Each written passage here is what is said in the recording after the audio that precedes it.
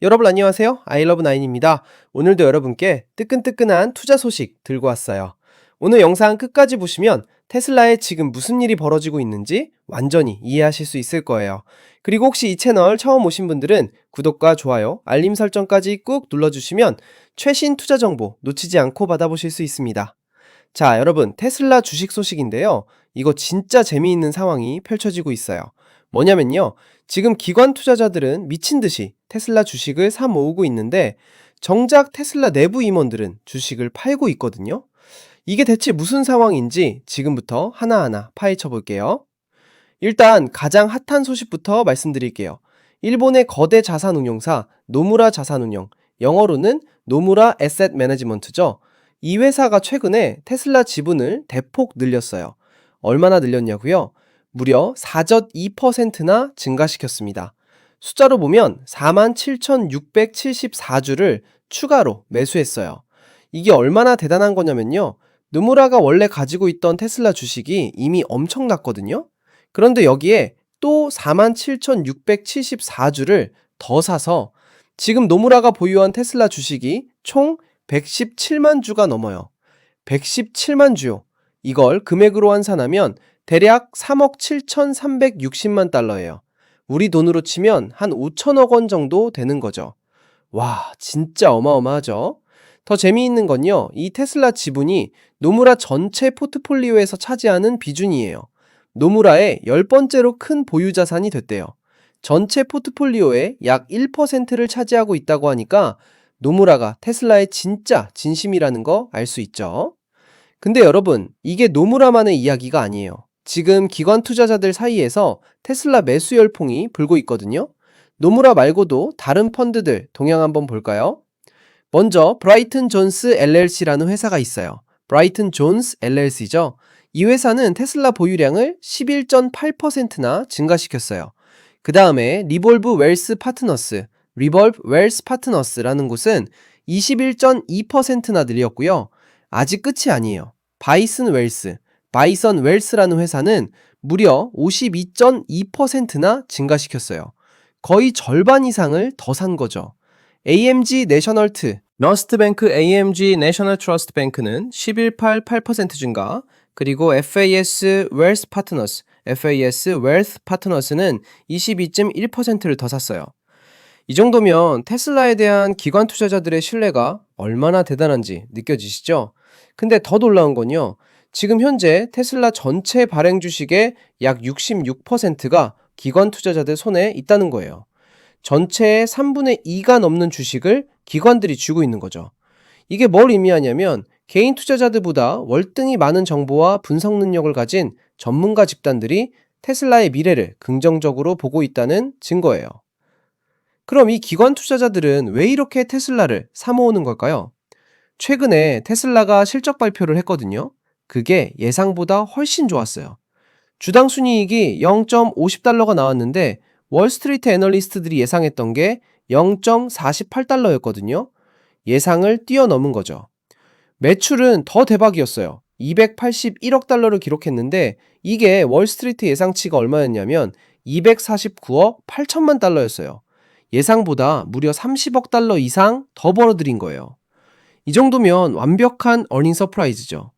이런 실적이 나오니까 기관 투자자들이 와, 테슬라 진짜 잘하네. 더 사야겠다. 이렇게 생각한 거고, 그래서 지금 우리가 보고 있는 이런 매수 러시가 일어난 거예요. 그런데 여러분, 여기서부터가 진짜 흥미로운 부분이에요. 테슬라의 현재 밸류에이션을 한번 보면요. 시가총액이 약 1조 3,400억 달러예요. 우리 돈으로 환산하면 한 1,800조 원 정도 되는 거죠. 완전 천문학적인 숫자잖아요. 그리고 주가 수익 비율, PER이 270이에요. 이게 무슨 뜻이냐면요. 다른 자동차 회사들이랑 비교했을 때 테슬라가 엄청나게 비싸게 거래되고 있다는 거예요. 일반적인 자동차 회사들은 PER이 한 10에서 20 사이거든요. 근데 테슬라는 270이에요. 그럼 이게 거품이냐, 아니면 합리적인 가격이냐? 이건 의견이 갈리는 부분이에요. 테슬라를 단순한 자동차 회사로 보면 너무 비싼 거죠. 근데 테슬라를 테크 기업, 에너지 기업, 미래 모빌리티 기업으로 보면 또 얘기가 달라지거든요. 자, 그럼 이제 정말 흥미로운 부분으로 넘어갈게요.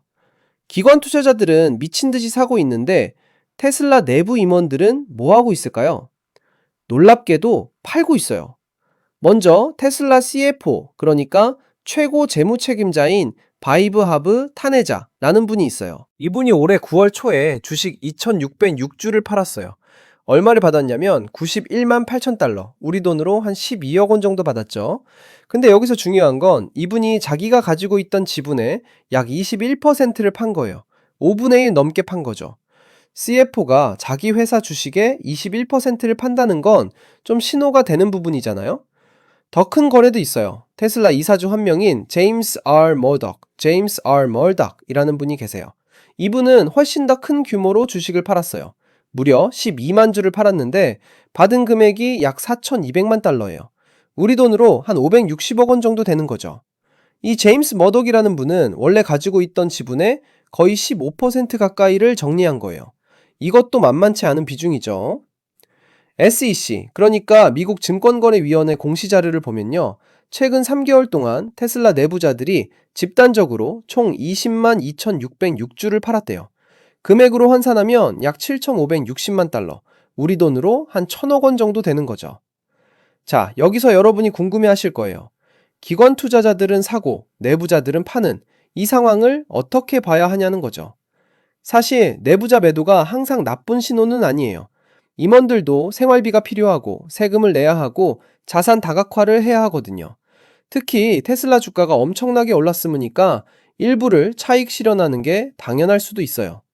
근데 CFO가 21%를 팔고 이사가 15%를 파는 건 좀 주의 깊게 봐야 할 부분이긴 해요. 특히 이게 3개월 동안 집중적으로 일어났다는 점에서요. 반면에 기관 투자자들은 계속 사고 있어요.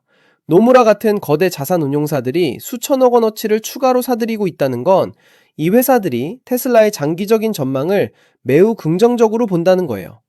그럼 테슬라의 미래는 어떨까요? 왜 기관 투자자들이 이렇게 확신을 가지고 있는 걸까요?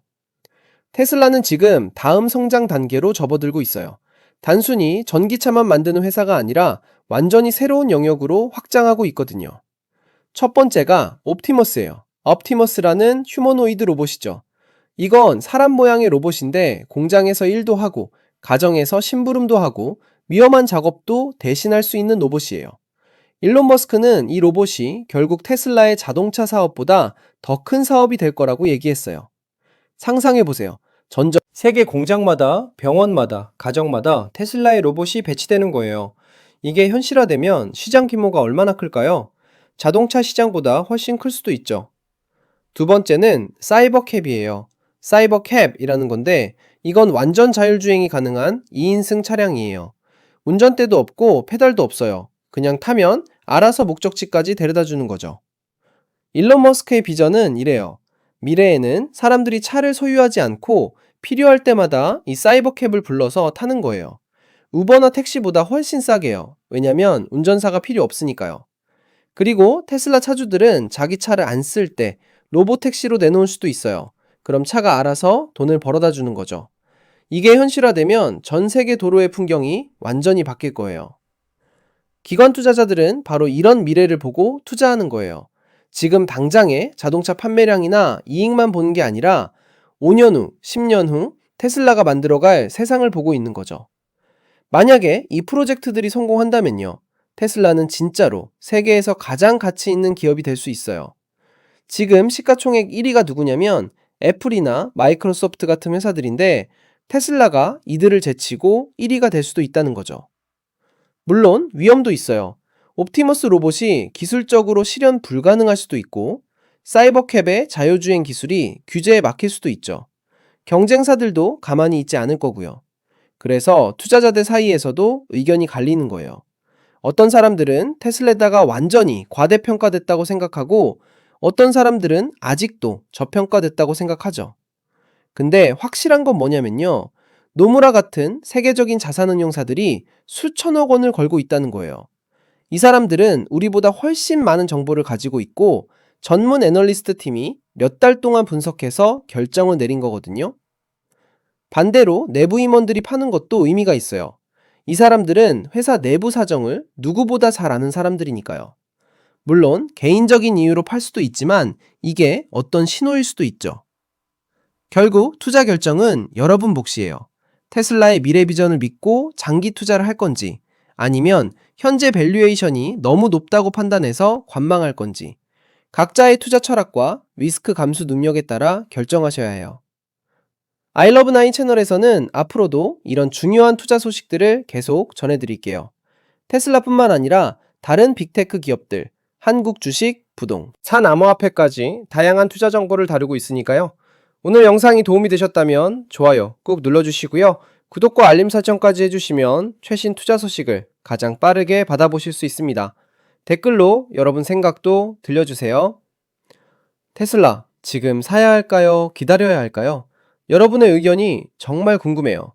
그럼 다음 영상에서 또 만나요. I love 9이었습니다. 안녕.